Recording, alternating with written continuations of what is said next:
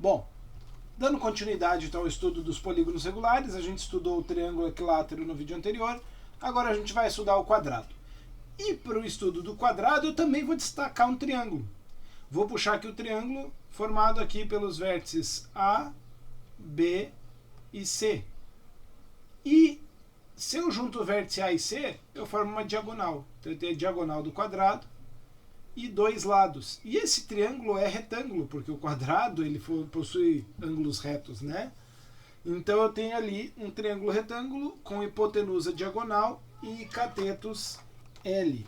O que eu vou fazer? Pitágoras. Não tem nada mais elementar do que fazer Pitágoras num triângulo retângulo, né? Diagonal ao quadrado igual lado ao quadrado mais lado ao quadrado. Se eu tenho L ao quadrado mais L ao quadrado, eu tenho 2L ao quadrado. E quando eu vou tirar agora esse quadrado da diagonal, o L ao quadrado sai da raiz e o 2 fica. Então a diagonal de um quadrado é sempre lado raiz de 2. Beleza? Note que essa diagonal ela é a junção de um segmento que vai do centro do quadrado até o vértice C com outro que vai do centro até o vértice A. Ou seja, aqui eu tenho um raio, aqui eu tenho outro raio. A diagonal é o dobro do raio do quadrado. Logo, se a diagonal é L raiz de 2, o raio do quadrado é L raiz de 2 dividido por 2. E o apótema do quadrado, professor? Bom, daqui até o centro e daqui até o outro ponto médio. Se eu juntar os dois apótemas, eu tenho exatamente o lado do quadrado. Então o apótema é metade do lado do quadrado. E como a gente já viu anteriormente, a área de um quadrado nada mais é que lado ao quadrado. Beleza? Quadrado é uma figura bem tranquila. Hexágono regular. Para trabalhar o hexágono regular, olha só que triângulo eu vou formar. Muito legal. Eu vou formar um triângulo com dois raios e um lado do hexágono. E vou perceber que esse triângulo é equilátero. Por que esse triângulo é equilátero? Vamos pensar comigo. De cara ele é isósceles, né? Porque ele tem um raio aqui e o raio aqui. Então ele é isósceles. Se ele é isósceles, os ângulos de base são congruentes. Então eles, somado com esse ângulo central, tem que dar 180. Só que esse ângulo central aqui eu consigo determinar. Porque se eu fechar aqui os 6 raios, né, que vai do centro para cada um dos 6 vértices, eu vou dividir o ângulo total, 360 graus, em 6 partes iguais. Então aqui eu tenho 60 graus. E se aqui eu tenho 60 graus, aqui e aqui eu tenho que ter dois ângulos iguais que somados deem 120 para somar com 60 e dar 180. Então aqui eu também tenho 60, aqui eu também tenho 60. Espera lá, se esse ângulo e esse ângulo são congruentes, esse lado e esse lado também são congruentes. A mesma coisa aqui e aqui. Esse triângulo é equilátero, ou seja, num hexágono regular, o raio dele é exatamente igual ao lado do polígono regular. Legal, né? O raio e o lado são iguais. Mas pera lá, se eu estou trabalhando com triângulo equilátero, eu posso trazer aquilo que eu já sabia de triângulo. Olha esse triângulo aqui, onde eu marquei o apótema. O apótema, que vai ser perpendicular ao lado ali, ele não é a altura desse triângulo equilátero? E a altura é lado raiz de 3 sobre 2. Então o apótema é lado raiz de 3 sobre 2. Bacana, né? E a área, professor? A área do hexágono vai ser 6 vezes a área de um triângulo equilátero. Né? Aqui eu tenho um triângulo equilátero, vou multiplicar por 6. Cada triângulo desses é equilátero com lado L, né? L, R6 e R6, que dos dois valem L. Então, 6 vezes a área do triângulo equilátero, lado ao quadrado, raiz de 3 sobre 4.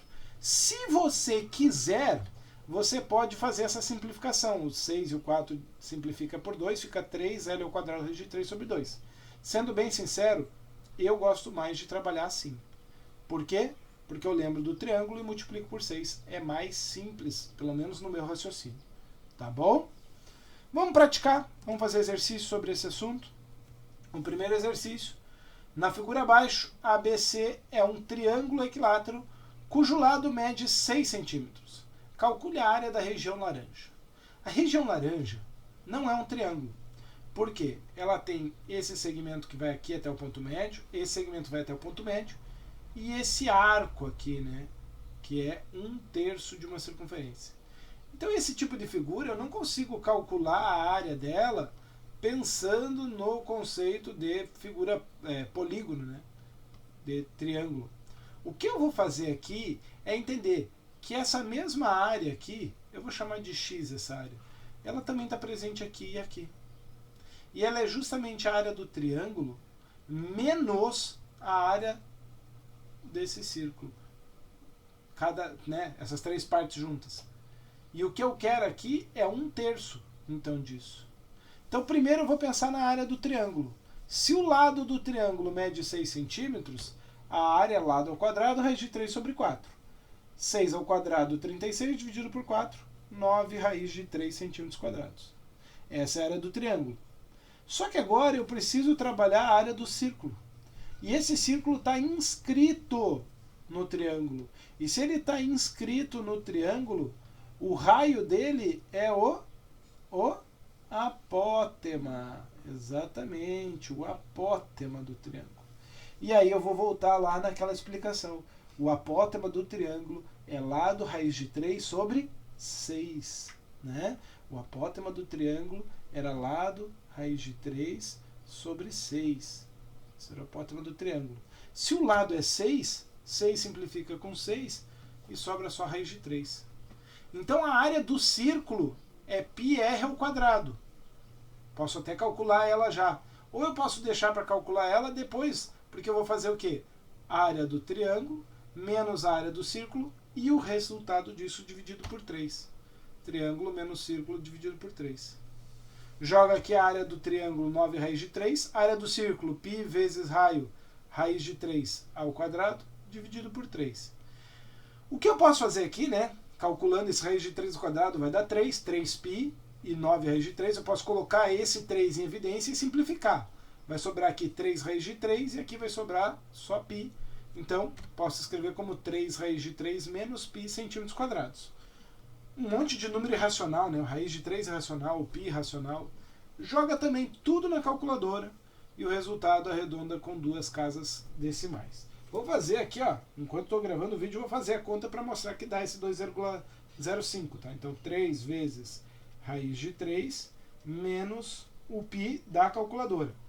Dá 2,054559,769. Para mim, 2 casas decimais, 2,05. Tá ótimo. Tá bom? Quinto exercício. Calcule o lado de um triângulo equilátero inscrito em um círculo. Cuidado. O triângulo está dentro do círculo, então o círculo está fora do triângulo, tá? Sabendo que o lado do hexágono inscrito nesse mesmo círculo mede 5 raiz de 3 centímetros. Opa, então eu tenho um círculo, dentro do círculo eu tenho um triângulo e dentro desse círculo eu também tenho um hexágono. É algo mais ou menos assim, ó. A figura ajuda a entender um pouco melhor, né? Então eu tenho o círculo, dentro do círculo eu tenho um triângulo equilátero, de lado L3, e um hexágono regular, de lado L6. O que eu conheço? O lado do hexágono. Só que lembra que o hexágono é formado por triângulos equiláteros, de forma que o lado e o raio são equivalentes? Então eu sei o raio do hexágono, que também é o raio do triângulo. Então o raio do hexágono é 5 raiz de 3. Logo o raio do triângulo também é 5 raiz de 3. A gente viu no vídeo anterior que o raio do triângulo é lado raiz de 3 sobre 3. Se eu faço então esse raio igual a 5 raiz de 3, agora é só isolar o lado. O 3 está dividindo, o contrário da divisão vai multiplicar, o raiz de 3 está multiplicando, o contrário da multiplicação vai dividir. Lógico que raiz de 3 com raiz de 3 simplifica, o lado igual a 15 centímetros. Tá bom? Para a gente fechar o assunto, esse exercício. Olha que legal esse exercício, né? A figura ao lado é conhecida como hélice e foi construída seguindo alguns passos. Primeiro foi desenhado um quadrado de lado 4 centímetros, então está aqui o quadradinho, bonitinho. Entre cada 2 vértices consecutivos desse quadrado foram desenhados 4 semicírculos com o centro no ponto médio de cada lado. Então, aqui ó, sai daqui, vem até aqui. É um semicircunferência ou um semicírculo. É que não foi considerado toda a área do semicírculo. Mas eu tenho um aqui, 2 aqui, 3 aqui, 4 aqui em cima. Veja que o centro de cada semicircunferência ou cada semicírculo é justamente o ponto médio destes lados dos quadrados, do quadrado. Por fim, foi preenchida a região correspondente à interseção 2 a 2 dos semicírculos desenhados. Então aqui é uma pá da hélice, aqui é outra pá da hélice, aqui é outra pá da hélice e aqui é outra pá da hélice. Uma coisa importante é que essas 4 pás, elas têm exatamente a mesma área, elas são equivalentes. Se eu conseguir calcular uma e multiplicar por 4, eu tenho a área das 4. Então o que eu vou fazer é isso, é focar em uma. Eu vou fazer um corte aqui em cima, ó, e vou ampliar aqui do lado. Ó. Tá vendo? Foquei só nessa hélice. Mais do que isso, eu vou então, bom, já tenho que a área da hélice é 4 vezes a área da pá. Só que agora olhando para a pá da hélice, eu percebo que se eu olhar só para metade dessa pá, eu estou falando de um setor circular. Isso aqui é um setor circular, certo? Como se eu tivesse aqui, ó, uma circunferência, aqui está o raio, aqui está o centro, aqui está um raio, outro raio, e esse triângulo aqui do meio está vazio. Ó. Considera só essa parte em vermelho aqui pintada como área. Isso aqui é um, desculpa, setor não, é um segmento circular. E do outro lado da pá, eu tenho outro segmento circular idêntico. Então eu posso dizer que a área da pá é o dobro da área do segmento. Então assim, vê como eu fui simplificando o problema. Eram 4 pás na hélice. Eu olhei para uma pá, se eu descobrir dela, eu vou descobrir de todo mundo. A pá era formada por 2 segmentos. Eu olhei para um segmento agora, e se eu descobrir a área desse segmento, eu vou saber a área de todo mundo. E como que eu calculo a área do segmento circular? Lembra que a área do segmento circular é igual à área do setor circular menos a área do triângulo. Então é dessa maneira que eu vou fazer. A área do segmento vai ser o setor. Qual é o ângulo do setor? 90 graus. E 90 graus não é exatamente 1/4 do círculo inteiro?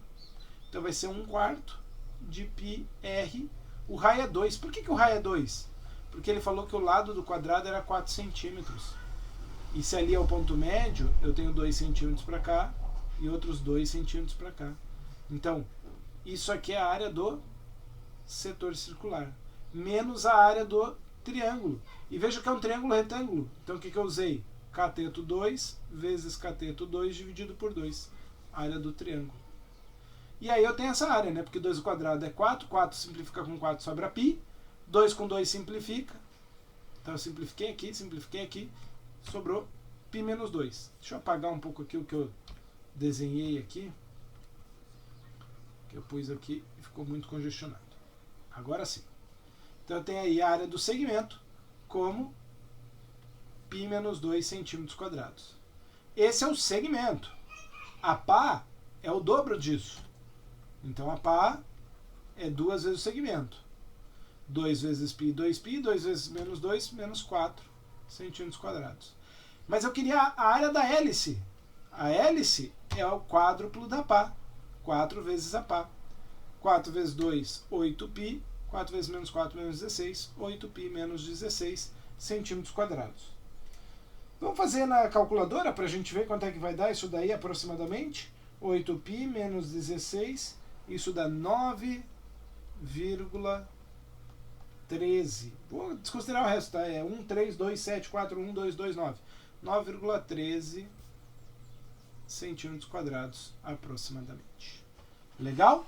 Bom, pessoal, com isso a gente termina essa parte de revisão de geometria plana. Isso aqui vai ser muito importante, não só porque vai ter uma prova falando disso, mas porque a gente vai usar todos esses conceitos de geometria plana nos sólidos geométricos quando a gente falar de geometria espacial. Então, estude bem isso, faça os exercícios da lista antes da aula síncrona, se prepare para a aula síncrona para levar suas dúvidas e lá a gente poder enriquecer o aprendizado. Beleza? Forte abraço e até a próxima aula. Valeu, pessoal!